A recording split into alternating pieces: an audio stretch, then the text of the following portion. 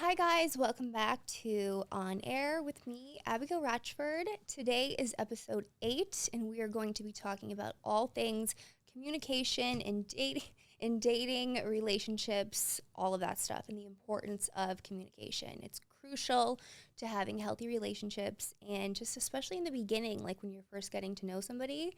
So we're going to lay it all out for you. So let's go. Cool. Okay. So, with the do's of communication, before we get into the don'ts, because there's a bunch of don'ts, I'm sure. One of the things that you wanted to touch on was keeping conversations light and playful in the beginning. How do you do that without dipping too much of yourself into someone? I think that again, I feel like just as humans, we are so conditioned to try to like bond with somebody and find common ground and things that we have shared, experiences and stuff. And sometimes we could kind of go a little bit too personal with those things. And I feel like you really need to kind of be like self-aware, because you don't want to be giving away too much too soon, because you want to like build up to that point of trust and intimacy. And that's also with sharing stories. It's not just like a physical thing.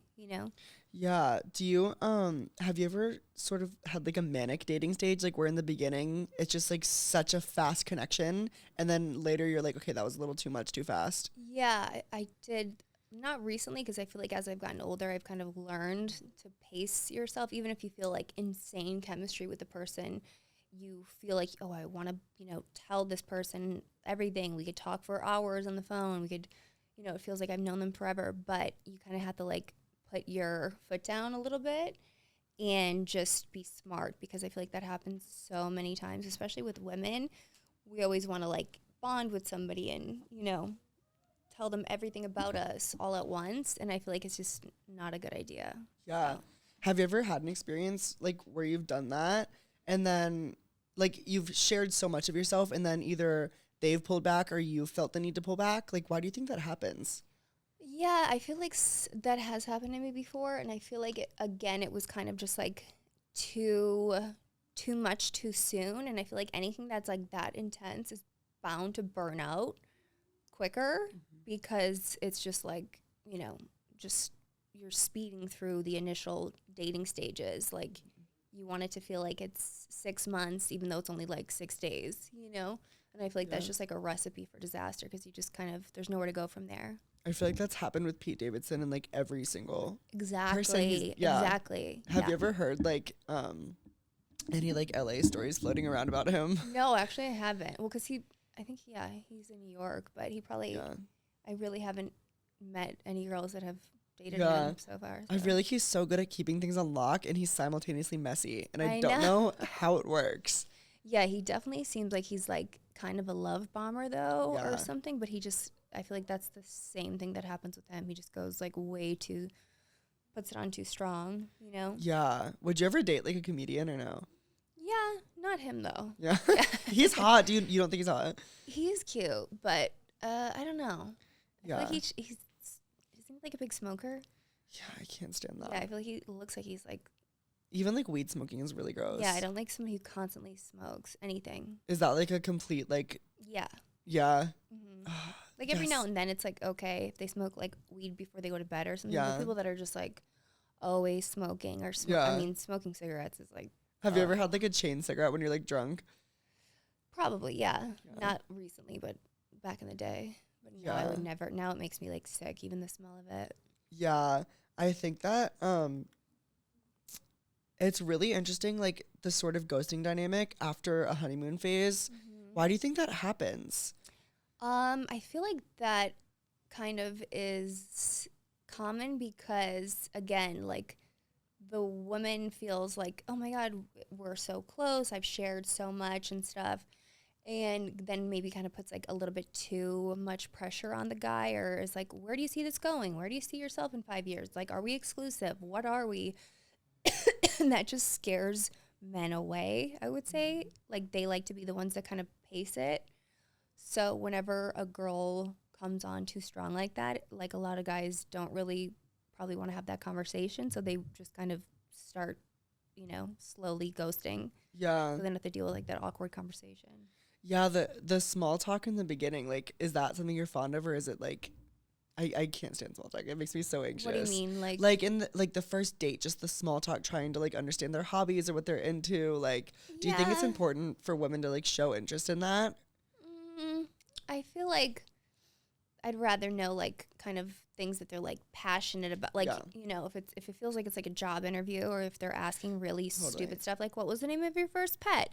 Do you like this flavor? It's like, no, let's talk about like, you know, Yeah. more exciting things without obviously oversharing. But Yeah. What makes you passionate? Like, what do you think you would, if you were on a first date, like, what would you share? Like, if someone were to ask you, what are you passionate about? I feel like I was created to create, like, and that's just a million different things. Like, if I want to do like a specific photo shoot, if I want to do a recipe, if I want to create a makeup look, like I'm just very creative. If I want to put together a party with my friends and like do like interior design, I'm just a really creative person. And that kind of just brings me joy, is like creating different things, you know, looks, photo shoots, final images, projects, like launches. That's what makes me happy. And I want to be very successful because I really do, like, this sounds so cheesy, but I really do like to help other people, like especially my family and people that I love, have them maybe have opportunities I didn't have, but now I'm in a position where I can help them if they want to start a business or if they want to, you know, that makes me happy. So That's so beautiful. I feel like we never get to see that side of you. I know. Is that like, does that ever get overwhelming for you when you're trying to manage like all these different projects? No. I definitely have like a severe case of ADD. A lot of people say that they have ADD, but I like really do. Yeah. And it's like a blessing and a curse, because a lot of the time when I'm really obsessed with something, I hyper focus on it and like I can't focus on anything else. And I wish sometimes I was a little bit better at maybe like multitasking, but it's also, it's not really good to multitask, because then it's like you're kind of half-assing 10 different things instead of giving your full focus to like one thing. But I do try to, that's why I write everything down, because like I'll have all these ideas and I'm like, okay, I don't want to forget. Literally, this is like my to-do list. Like, I'm like, oh my God, I don't want to forget all these like ideas that I had like over the weekend, but like I need to focus on like this one thing because there's like a deadline on it. Like that splash photo that I had to do the other night. I'm like, okay, do this first, like then do the other stuff, because if not, I'll just, you know, procrastinate way too long, and I can't afford to do that. So yeah. What's like your favorite, or like what's the best way for you to combat your ADD? Definitely like list. Work? I have list for sure. And I try to like keep my phone on do not disturb unless it's like a day that I know that I'm going to need to get back to you guys or something. But for like the most part, I really try to kind of have it do not disturb and try not to go on social media, and just dedicate like 4-hour chunks. That's like my sweet spot.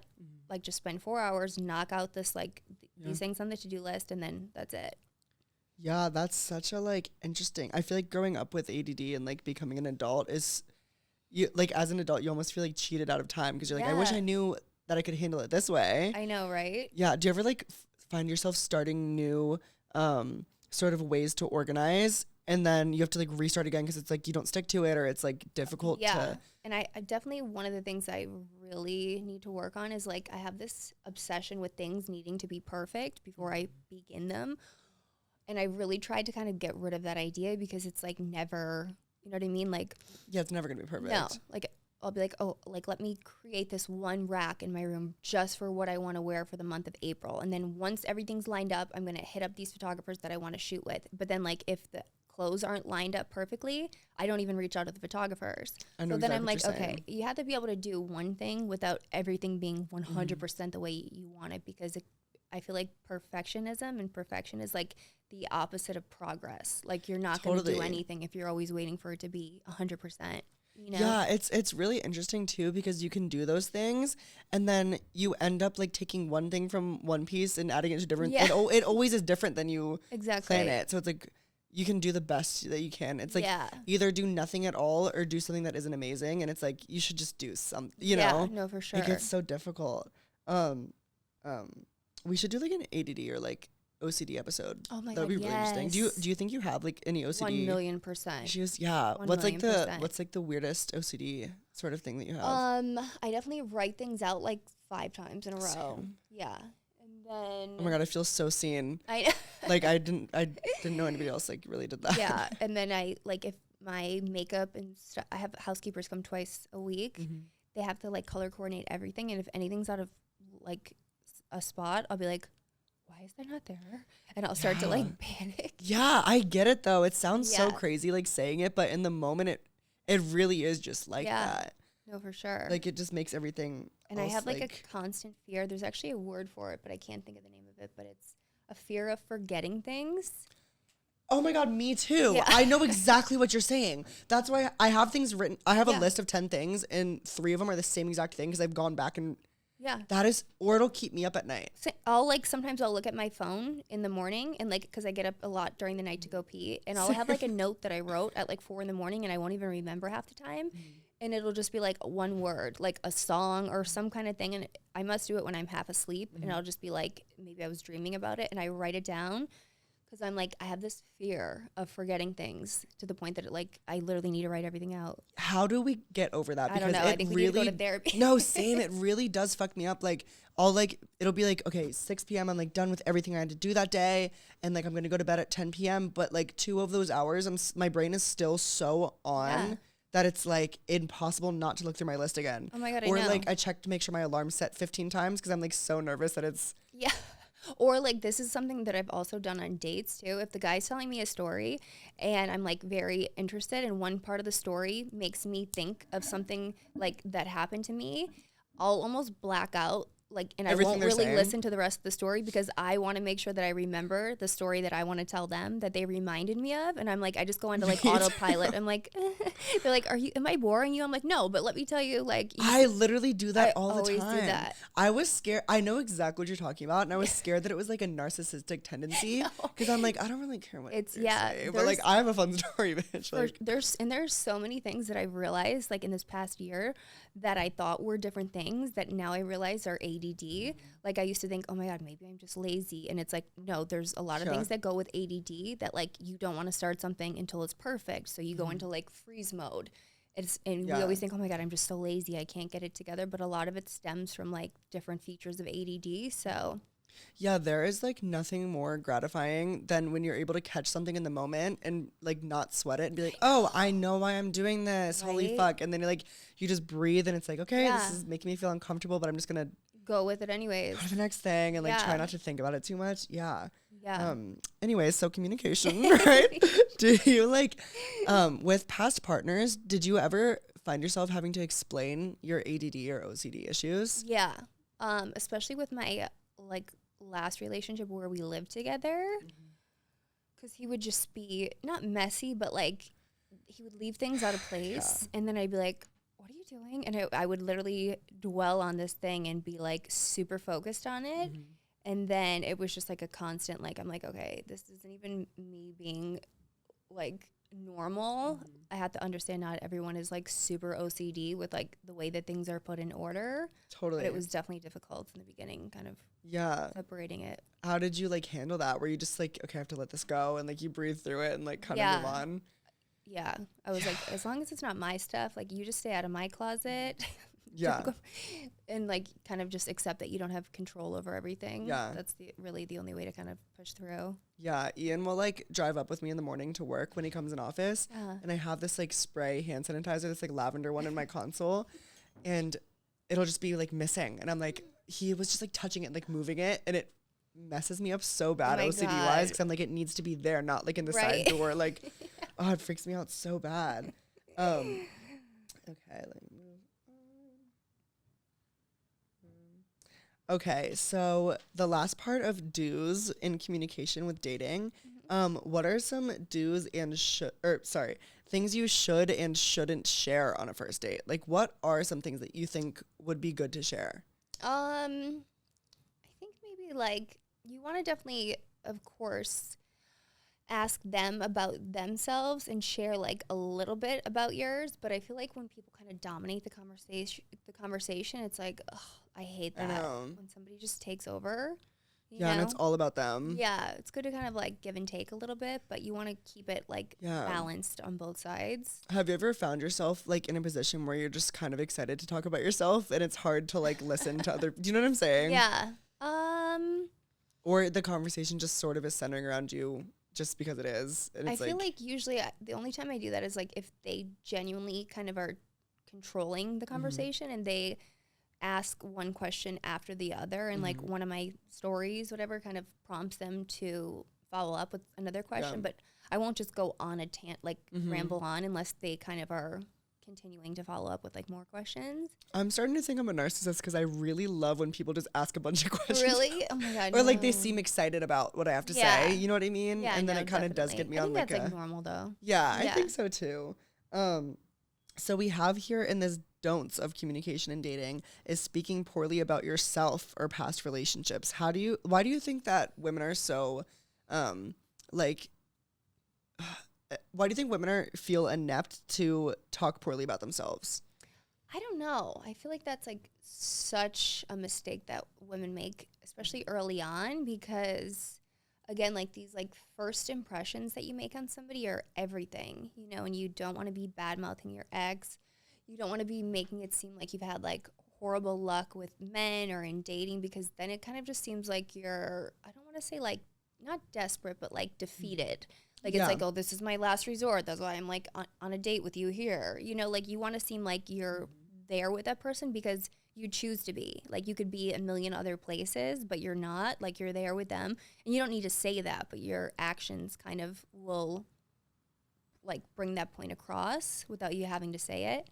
But yeah, I think like definitely no jokes putting yourself down, even if you're like just kidding. Yeah. You know? I feel like sometimes I've done that to like make myself seem smaller so someone else seems more like the boss of the situation. Do you know what I'm saying? Yeah, you don't want to do that. Which is so gross. Yeah.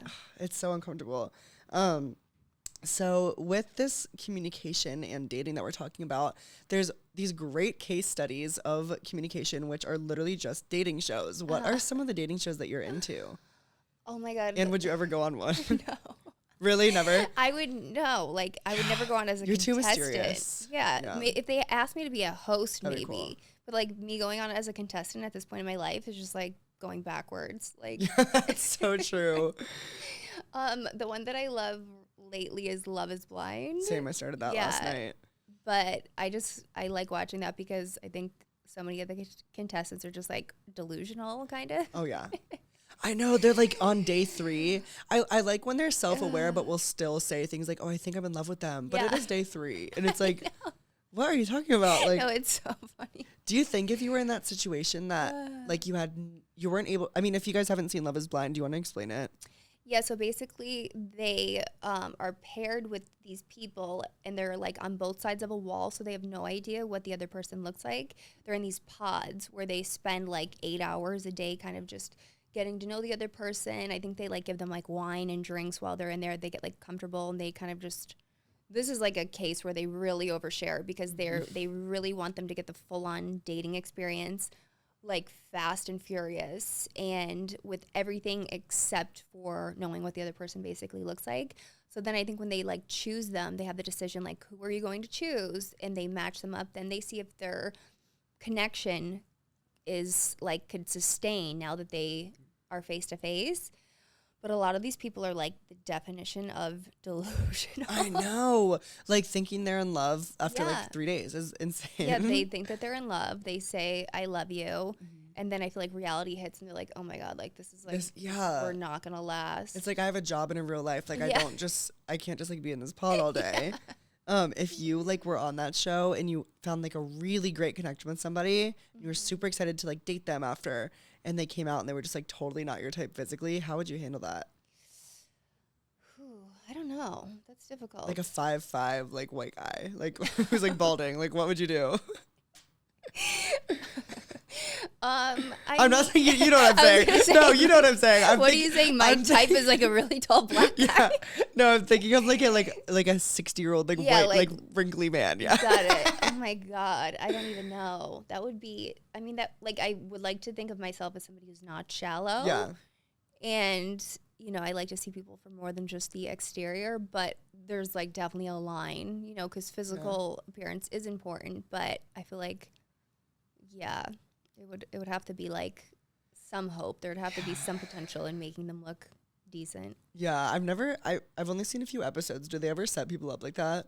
Where it's someone who just isn't the most attractive? This is so mean, but like, you know. So the current season, have you watched the new season? I think I'm on 4.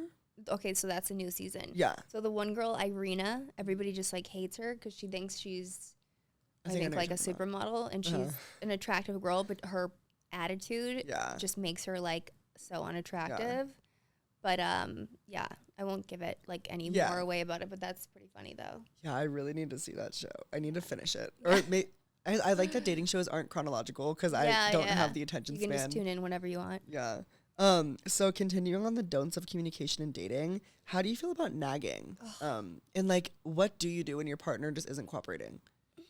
So I think like you definitely have to communicate about things that you expect and things that you want from them, but you shouldn't have to say it like more than once, because either they're just not listening or you just are nagging, because nobody wants to be nagged or told what to do like a child, you know? So I feel like if somebody really values you and respects you, then they listen to what you like need in a relationship, you know? Yeah, I feel like that can be really interesting because some people will like hold on to a relationship even when the communication isn't great, and it's just like they completely change themselves. Yeah. Have you ever like found someone else doing that for you, where you feel like someone is kind of changing themselves around to please you, or vice versa? I'm trying to think. No, I feel like, because I don't like to nag either, you know? So if somebody like doesn't really listen when I'm telling them what would bother me and what like I prefer and stuff, then I feel like that's like enough to kind of yeah. And then finally, before we move on to the next topic, when it comes to these like first date scenarios, how do you communicate through text? I feel like we've touched on this briefly. Yeah. But do you wait for the guy to text first? Do you text first? Yeah, I would wait for the guy to text first. And again, like, you don't want to be sending novels all day long. I feel like save a lot of like the meat of the conversation for like in-person dates, kind of, because again, if you get everything kind of already like out there through text, it's like, what else do you have to talk about when you guys actually hang out, you know? Yeah, that's really interesting. I've never thought about it like that, because then you see, I've had situations with like friends even where I'll see them and I'm like, well, like, I sent you like a 30-minute voice memo, so I kind of caught you up already. Like, I don't know, I guess we'll just like hang out. Yeah, exactly. Yeah, that's interesting. I have to ask you for some personal advice, because I went on a first date recently, and I'm trying to keep the mysteriousness. I've honestly taken some of your advice from the podcast, but I have like the urge to like see him more than I should. Yeah. Like, how do you keep that urge? Yeah, no, how do you like keep that? You have to just kind of train yourself, you know, and you have to kind of go off of logic instead of emotion in the beginning, because your emotions are going to be like, oh my God, like I want to hang out with this person, blah, blah, blah. But you have to like kind of see things from like a calculated point of view in the beginning. If you want, like, you have to think long game. Longevity, yeah. That's interesting. I need to like figure that out, because I'm like maybe should I cancel dinner? Like, no, I'm kidding. You're like, should I not order those matching monogrammed bathrobes for us? I texted my friend as a joke, and I was like, oh my God, the first date went so well. He texted me like the nicest poem after, and we're going to like a staycation tomorrow. And she was like, what? And I was like, I'm kidding. Like, I'm joking. I was just watching before I came here, when I was getting ready, I was watching How to Lose a Guy in 10 Days. Did you ever see the movie? No, actually, yes, I have. Oh my God. Yeah. It's so funny. It's like all the things that like drive somebody away, like nagging, being clingy, like, you know, invading their space that they have with like their friends, like their guy time. Like, it's so funny to think of like all the things we sometimes do wrong. Do you, have you ever had a situation where the guy where like you really liked them, but you met their friends and you were like, oh, these people suck? Like, or you didn't like someone's friend group? I'm trying to think. Or your friends didn't like your boyfriend? Yeah, there's been times where like my group of friends didn't like the guy's friends. Like, they thought that they were just like, I don't know, nerdy or like weirdos kind of. But yeah, I'm usually like pretty open-minded when it comes to that. As long as the people aren't like stuck up or like, You know what I mean? Is that like anxiety inducing to you to mix groups? That is like my Yeah, a biggest little fear. bit. I hate that. Yeah, because I'm always somebody who like I definitely pick up the energy of everybody in the room, and I always take it on me to kind of feel like make sure everybody's having a good time. Yeah. You know, and then like if I feel like there's like awkward tension, I feel like it's like I need to go fix it. Or it's when it's not even your and I'm fault. like these people are adults, like let them figure it out, kind of. But do you ever feel like if you bring a guy around and they aren't like behaving themselves, that it reflects on you? Yeah. That's the worst. I know. Because you want to like control how you look to your friends, but then you can't. Exactly. No, for sure. Yeah. Has that ever happened or no? Yeah. Or like if the guy's friends, like if they have girlfriends or like are married and they're like hitting on my friends, and I'm like, this makes me look bad because then they're going to think that you're a cheater because your friends are like, you know, being sleazy. creepy. Like, so yeah. That is so uncomfortable. I know. That's interesting. I feel like no one really obviously knows what goes on in your DMs, but like you've had like married men, I'm sure. Yeah.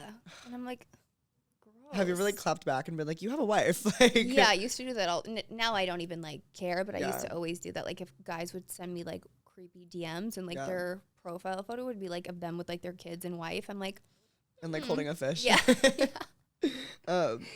Okay. So when it comes to clinginess, as you mentioned, I remember there was this big trend of like having matching Jordans or like matching jumpsuits. Have you ever my God. partaken in that, or did you like know better? No, definitely not. Yeah, I Like think I like that's them really to have cheesy. like their own style and me to Yeah. have mine. What's your favorite? Like, what type of style do you like for a guy to wear? Like, do you like when they're in sneakers or like suits? No, I like sneaker. I like more like laid back, rich vibes. Like they could have like a shirt on that looks like it's like literally from Walmart, but it's like Yeah. a Tom Ford like $900 I know, t-shirt. yeah. You know what I mean? It's like low key stunt. Like Yeah.